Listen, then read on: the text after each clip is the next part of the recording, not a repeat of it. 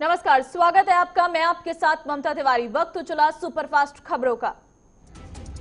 Drugs मामले में court ने भारती सिंह और हर्ष को न्यायिक हिरासत में भेज दिया है। कोर्ट ने दोनों को 4 दिसंबर तक 14 दिन की न्यायिक हिरासत में भेजा है। भारती और हर्ष ने जमानत याचिका दायर कर दी है। कोर्ट दोनों की जमानत याचिका पर कल सुनवाई करेगा। एनसीबी ने कॉमेडियन भारती सिंह और उनके पति हर्ष को ड्रग्स मामले में गिरफ्तार किया था। पूछताछ में दोनों ने ड्रग्स लेने की बात कबूली थी। ड्रग्स पेडलर की निशानदेही पर एनसीबी ने भारती सिंह के घर और दफ्तर पर छापेमारी की थी। भारती के घर और दफ्तर से कुल 86.5 ग्राम गांजा मिला था। महाराष्ट्र सरकार में मंत्री नवाब मलिक ने एनसीबी पर असली ड्रग्स तस्करों को बचाने और फिल्म इंडस्ट्री को बलि का बकरा बनाने का आरोप लगाया है। नवाब मलिक ने कहा है कि एनसीबी का कर्तव्य है कि वो असली ड्रग तस्करों को पकड़े, लेकिन उनके खिलाफ कोई एक्शन नहीं लिया जा रहा। कांग्रेस नेता राहुल गांधी ने हाथरस को लेकर सरकार और पुलिस पर हमला बोला। राहुल गांधी ने इसे गुंडा राज में वर्दी की गुंडागर्दी का एक और उदाहरण बताया। राहुल गांधी ने ट्वीट कर लिखा है कि सरकार के हाथों पीड़िता का लगातार यौन शोषण असहनीय है और हाथरस मामले में पूरा देश सरकार से जवाब मांग रहा है। गुंडा राज में वर्दी की गुंडागर्दी का एक और उदाहरण है। जम्मू कश्मीर में सुरक्षा बलों को बड़ी कामयाबी मिली है। सुरक्षा बलों ने पुलवामा से एक आतंकी को गिरफ्तार किया है, जिसके पास से हथियार और गोला बारूद बरामद हुआ है। जम्मू के उधमपुर से 4 संदिग्धों को हिरासत में लिया गया है। उनसे नगरोटा केस के बारे में पूछताछ की जा रही है। प्रधानमंत्री नरेंद्र मोदी ने आज सोनभद्र और मिर्जापुर के लिए 23 ग्रामीण पाइप पेयजल योजनाओं का शिलान्यास किया। प्रधानमंत्री नरेंद्र मोदी ने वीडियो कॉन्फ्रेंसिंग के जरिए इन परियोजनाओं का शिलान्यास किया। सीएम योगी सोनभद्र से इस योजना में शामिल हुए। पीएम मोदी ने कहा कि इस योजना के तहत लाखों परिवारों को नलों से शुद्ध पेयजल मिलेगा। प्रधानमंत्री मोदी ने कहा कि जब विंध्याचल के हजारों लोगों में गांव में पाइप से पानी पहुंचेगा तो इससे भी इस क्षेत्र के मासूम बच्चों का स्वास्थ्य सुधरेगा। यूपी के मुख्यमंत्री योगी आदित्यनाथ ने कहा कि विंध्य क्षेत्र के 3000 से अधिक गांव में शुद्ध पानी पहुंचेगा। केरल के राज्यपाल आरिफ मोहम्मद खान ने साइबर अपराध पर लगाम लगाने के लिए केरल पुलिस अधिनियम संशोधन अध्यादेश को मंजूरी दे दी है। इस अध्यादेश के तहत सोशल मीडिया पर आपत्तिजनक पोस्ट करने वालों को 5 साल की कैद और 10,000 का जुर्माना और साथ ही साथ दोनों भुगतना पड़ सकता है। केंद्र सरकार ने कोरोना वायरस से निपटने के लिए कमर कस ली है। सरकार ने पंजाब, छत्तीसगढ़, उत्तर प्रदेश, हिमाचल प्रदेश में कोरोना से निपटने के लिए विशेष टीमें भेज रही हैं। दिल्ली में कोरोना का कहर लगातार जारी है। पिछले 24 घंटे में 5,879 मामले सामने आए हैं, जबकि 111 मरीजों ने दम तोड़ा है। दिल्ली में कोरोना की कुल संख्या 5,23,117 हो गई है, जबकि एक्टिव केस 79,741 है। दिल्ली के स्वास्थ्य मंत्री सत्येंद्र जैन ने दावा किया है कि 1-2 दिन के अंदर दिल्ली में 1000 से ज्यादा आईसीयू बेड उपलब्ध होंगे। राजस्थान में कोरोना के बढ़ते मामलों को देखते हुए जयपुर समेत 8 जिलों में नाइट कर्फ्यू लगाया गया है। वहीं मास्क नहीं पहनने पर जुर्माना भी डबल कर दिया गया है। देश में कोरोना संक्रमितों की कुल संख्या 91,01 पहुंच चुकी है और पिछले 24 घंटे में 45,209 नए संक्रमित मरीज सामने आए हैं। भारत में अब तक 1,33,000 लोगों की कोरोना से मौत हो चुकी है, जबकि 85,21,000 लोग कोरोना को मात देकर ठीक हो चुके हैं।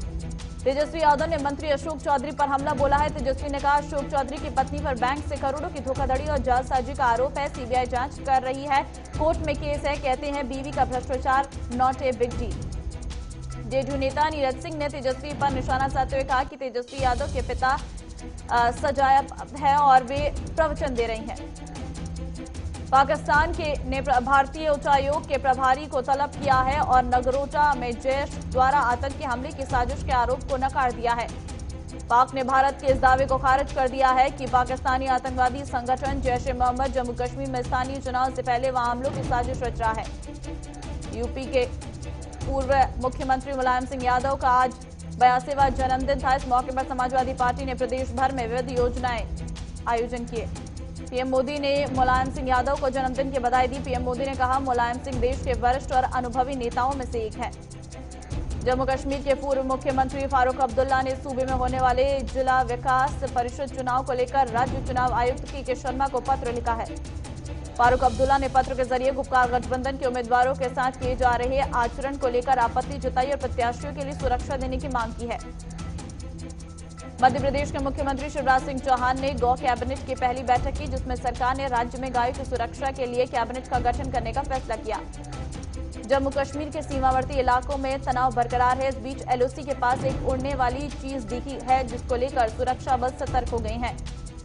उपराष्ट्रपति वेंकैया नायडू ने कहा है कि आतंकवाद एक खतरा है, इसका कोई धर्म नहीं है, कोई भी धर्म आतंकवाद का प्रचार नहीं करता है।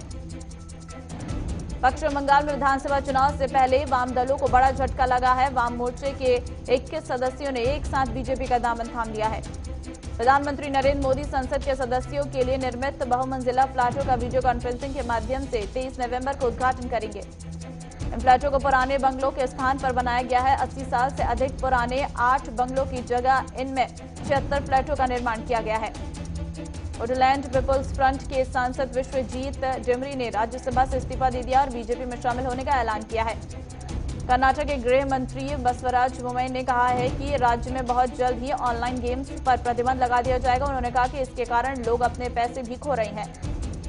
रज़ाक आदमी ने महाराष्ट्र के राज्यपाल भगत सिंह कोश्यारी को चिट्ठी लिखकर राजभवन की मस्जिद में नमाज पढ़ने की इजाजत मांगी है। यूपी के अन्नाव में दिल्ली से बहराइच जा रही बस सिरधरपुर गांव में के पास बस पलटने से 20 यात्री घायल हो गए। असम के पूर्व मुख्यमंत्री तरुण गोगोई की हालत नाजुक बनी हुई है। 2 महीने पहले कोरोना पॉजिटिव आने के बाद उन्हें अस्पताल में भर्ती कराया गया था। मौसम विभाग ने देश के कुछ हिस्सों में बारिश की संभावना जताई है। उड़ीसा, तेलंगाना, मध्य प्रदेश, महाराष्ट्र और झारखंड में हल्की बारिश हो सकती है। पूर्व उपराष्ट्रपति हामिद अंसारी के बयान पर महाराष्ट्र के पूर्व मुख्यमंत्री देवेंद्र फडणवीस ने कहा है कि हिंदुत्व का मतलब सहिष्णुता नहीं है। उत्तराखंड सरकार दूसरे धर्म और जाति में शादी करने वाले जोड़ों को प्रोत्साहन स्वरूप 50,000 रुपए दे रही है। राष्ट्रीय स्वयंसेवक संघ के वरिष्ठ पदाधिकारी इंद्रेश कुमार ने कहा है कि पाकिस्तान की हालत खराब है, कुछ सालों में विभाजित हो जाएगा और टुकड़ों में बंट जाएगा। अंडमान सागर में भारत, सिंगापुर और थाईलैंड की नौसेनाओं के बीच साझा समुद्री अभ्यास शुरू हो गया है। इसका मकसद तीनों देशों के नौसेनाओं के बीच रिश्तों को और अधिक मजबूत करना है। आयुर्वेदिक डॉक्टरों को लेकर केंद्र सरकार ने बड़ा फैसला किया है। सरकार की ओर से जारी नोटिफिकेशन के बाद अब आयुर्वेद के डॉक्टर भी सर्जरी कर सकेंगे। मध्य प्रदेश के सिमरी में भूकंप के झटके महसूस किए गए। रिक्टर स्केल पर इसकी तीव्रता 4.7 मापी गई है। गनीमत रही है कि इस भूकंप से कोई बड़ा नुकसान नहीं हुआ। फरीदाबाद में बढ़ते कोरोना के मामलों को लेकर स्वास्थ्य विभाग में बड़ा हड़कंप मच गया है। पुलिस भी सड़कों पर उतरी है। बिना मास्क लगाए घूम रहे लोगों के जमकर चालान काटे। बीदर में कांग्रेस कार्याध्यक्ष ईश्वर खड़गे ने राज्य सरकार की बिजली खरीदारी पर आपत्ति जताई है। केंद्र सरकार से महंगी दरों में बिजली खरीदने के साथ आम जनता को हर साल 50,000 करोड़ के खर्च में डालने की बात कही है। मुजफ्फरनगर में नगर मजिस्ट्रेट एवं पूर्ति विभाग ने मिट्टी तेल भंडारण का औचक निरीक्षण किया और कर्मचारियों को आवश्यक दिशा निर्देश दिए। अनिवार्य के बाद अब बीएचपी के राष्ट्रीय सह सचिव सुरेंद्र जैन और उद्योगपति राकेश जैन ने भी ट्रायल वैक्सीन की डोज ली। पाली में 4 वाहनों की आपसी भिड़ंत में 2 कार, 1 बाइक और 1 ट्रक क्षतिग्रस्त हो गया। हादसे में 8 लोग गंभीर रूप से घायल हो गए। दुमका में पत्नी ने प्रेमी के साथ मिलकर पति की हथियार से हत्या कर दी है। पुलिस ने 2 आरोपियों को गिरफ्तार कर लिया है। रामपुर जिला प्रशासन ने नकली और जहरीली शराब के खिलाफ चेकिंग अभियान चलाया है। डीएम और एसपी ने आबकारी अधिकारी को साथ लेकर शराब की दुकानों का निरीक्षण किया। फतेहपुर में 2 सरकारी धान क्रय केंद्रों का जिलाधिकारी ने औचक निरीक्षण किया। धान केंद्र प्रभारी को किसानों को बेहतर सुविधा देने के निर्देश दिए। हरियाणा सीएम मनोहर लाल ने गुप्तकार अलायंस द्वारा चीन के सहयोग से धारा 370 को वापस लाने के बयान की निंदा की है। कहा कि राष्ट्रीय एकता की भावना के खिलाफ है। जोधपुर में सरकारी शराब की दुकान में चोरी के मामले का पुलिस ने 3 आरोपियों को गिरफ्तार किया है। पुलिस आरोपियों से पूछताछ कर रही है। बस्ती में डीएम के निर्देश पर नगर पंचायत और तहसील प्रशासन ने भारी पुलिस बल के साथ लगभग 30 सालों से सड़क के किनारे पटरी दुकानदारों के अवैध कब्जे से मुक्ति दिलाई है। बांदा में सिरफिरे प्रेमी ने बड़े भाई की साली को कुल्हाड़ी से काटकर खुद ट्रेन के आगे कूदकर जान दे दी है। प्रेमी साली से शादी से मना करने पर नाराज था। मरवाही उपचुनाव हारने के बाद भी बीजेपी प्रत्याशी डॉक्टर गंभीर सिंह ने कार्यकर्ताओं को धन्यवाद किया। कहा कि मरवाही उपचुनाव में आपके द्वारा दी गई मेहनत में कोई कमी नहीं रही। बिहार में खाद बीज के नाम पर किसानों का आर्थिक दोहन जारी है। अधिकारियों की शय पर किसानों से कालाबाजारी टैक्स वसूला जाता है।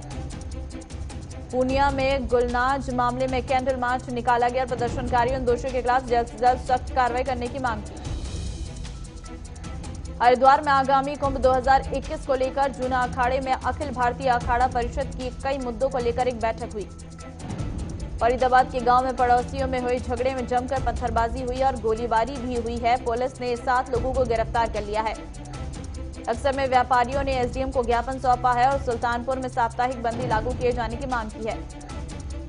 अक्सर के गांव में उत्तराखंड किसान मोर्चे की पंचायत में राष्ट्रीय अध्यक्ष गुलशन रोट ने कहा है कि मिलों पर अभी पिछले सत्र का भुगतान बकाया है और नए साल की गन्ना खरीद भी उधार की जा रही है।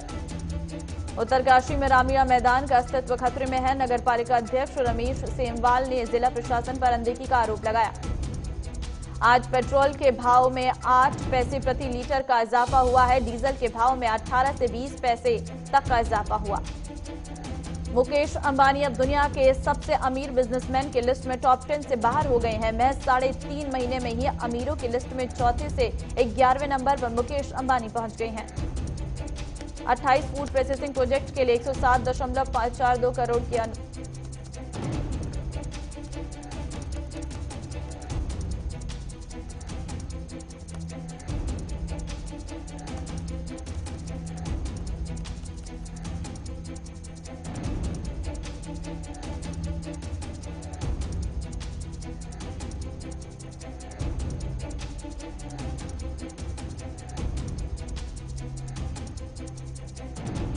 राशि जुटाने के प्रस्ताव को मंजूरी मिलने के बाद पंजाब एंड सिंध बैंक 5,500 करोड़ रुपए तक की राशि जुटाएगा। एफआईआई ने नवंबर में अब तक 45,732 करोड़ रुपए के शेयर खरीदे हैं, जो 2 दशकों में किसी भी एक महीने का सबसे बड़ा निवेश है। एलआईसी ने आत्मनिर्भर agents new business digital application launch किया है। इसके तहत अब बिना एलआईसी एजेंट से किसी भी एलआईसी की पॉलिसी ले सकते हैं। इंस्टाग्राम ने रील्स और लाइव दोनों के लिए नए ब्रांडेड कंटेंट टैग जोड़ने का ऐलान किया है। इससे क्रिएटर्स को रेवेन्यू में फायदा होगा। 2 दिसंबर को निशान मैग्राइट एसयूवी लॉन्च होगी। अपने सेगमेंट में 360 डिग्री कैमरा वाली पहली कार होगी। बजाज हाउसिंग फाइनेंस लिमिटेड ने होम लोन पर ब्याज दरों में कटौती का ऐलान कर दिया है। होम लोन की ब्याज दरें 6.90% से शुरू होगी। ईपीएफओ के नए आंकड़े जारी कर दिए गए हैं। सितंबर में 10 लाख लोगों को नई नौकरी मिली है। दुनिया भर में अब तक कुल 5,84,70,000 लोग कोरोना की चपेट में आ गए। इनमें से कुल 13,85,000 लोगों की मौत हो चुकी है। विश्व में पिछले 24 घंटे में कोरोना संक्रमण के 5,71,000 से अधिक मामले सामने आए हैं। वहीं 8,889 लोगों की मौत हुई है। संयुक्त राष्ट्र महासचिव एंटोनियो गुतेरेस ने कोरोना वैक्सीन विकसित करने में अब तक की सबसे बड़ी सफलता हाथ लगी है। इराक की राजधानी बगदाद में आईएसआईएस ने एक बार फिर हमला किया है। हमले में 6 सुरक्षा बल समेत 8 लोगों की मौत हो गई है। अफगानिस्तान के काबुल में एक के बाद एक जोरदार धमाके हुए हैं, जिसमें 5 लोगों की मौत हो गई, 21 लोग घायल हैं। अमेरिका के नवनिर्वाचित राष्ट्रपति जो बाइडेन की टीम में पहली भारतीय अमेरिकी महिला ने अपनी जगह बनाई है। बाइडेन ने माला अडिगा को नीति निदेशक नियुक्त किया है। अमेरिका ने तिब्बत की वास्तविक स्वतंत्रता और वैश्विक शांति, सौहार्द और तालमेल के महत्व में 11वें दलाई लामा के कार्यों को मान्यता दी है। इंडियन की एक उड़ान से कुछ यात्रियों के हांगकांग पहुंचने पर उन्हें कोरोना वायरस संक्रमित पाए जाने के बाद हांगकांग ने दिल्ली से एयर इंडिया की उड़ानों पर 30 दिसंबर तक रोक लगा दी है। अमेरिका के अस्का में अगले 2 महीनों तक सूरज की रोशनी नहीं दिखेगी। सरकार ने आधिकारिक रूप से 65 दिन तक अंधेरा रहने की घोषणा कर दी है। कनाडा 100 साल से भी पहले भारत से चुराई गई अन्नपूर्णा की अनोखी मूर्ति लौटाएगा। बॉलीवुड छोड़ चुकी ज़ारा वसीम बोली, मेरी फोटोज हटा दी है।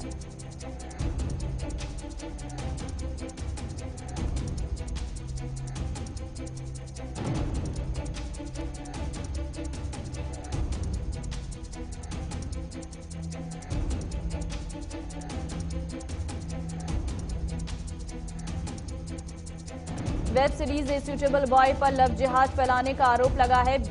बीजेपी नेता गौरव तिवारी ने नेटफ्लिक्स के खिलाफ शिकायत दर्ज कराई है। बॉलीवुड छोड़ चुकी सना खान ने मुफ्ती अनस से निकाह किया है, जिसका वीडियो वायरल हो गया है। टीवी की पॉपुलर एक्ट्रेस लीना आचार्य की किडनी फेल होने से निधन हो गया। कई कलाकारों ने निधन पर दुख जताया।